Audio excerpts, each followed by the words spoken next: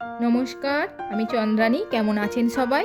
দেখুন, এই মরে যাওয়া কাঠের গুঁড়িটির মধ্যে একটা সুন্দর ছত্রাকের জন্ম হয়েছে। এই ছত্রাকটির নাম গ্যানোডার্মা লুসিডাম। এটি বিশেষ করে এশিয়াতে চীন, জাপান ও কোরিয়ায় প্রায় 2000 বছর ধরে এর ঔষধি গুণাবলীর জন্য একে ব্যবহার করা হচ্ছে। চীনে এর নাম লিংজি ও জাপানে রেইসি নামে পরিচিত। একে অমরত্বের মাশরুমও বলে। প্রাচীন কাল থেকেই শারীরিক স্বাস্থ্য ও দীর্ঘায়ু বৃদ্ধির জন্য এই মাশরুমের ব্যবহার হয়ে আসছে। এই মাশরুমে এমন কিছু উপাদান রয়েছে যা মানব শরীরে রোগ প্রতিরোধ ক্ষমতা বৃদ্ধি করতে সাহায্য করে। এছাড়া মানবদেহে কোলেস্টেরলের মাত্রা নিয়ন্ত্রণ করে হৃদরোগের ঝুঁকি কমাতে সাহায্য করে। কিছু গবেষণায় দেখা গেছে এটি মানবদের ক্লান্তি ও বিষণ্ণতা কমাতেও সাহায্য করে।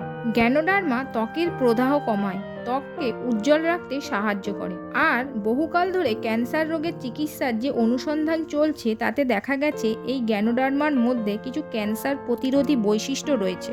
আরও এইরকম ইনফরমেটিভ ভিডিও পেতে চ্যানেলটা সাবস্ক্রাইব করে আমাদের সাথে জুড়ে থাকুন। সবাই ভালো থাকবেন, সুস্থ থাকবেন।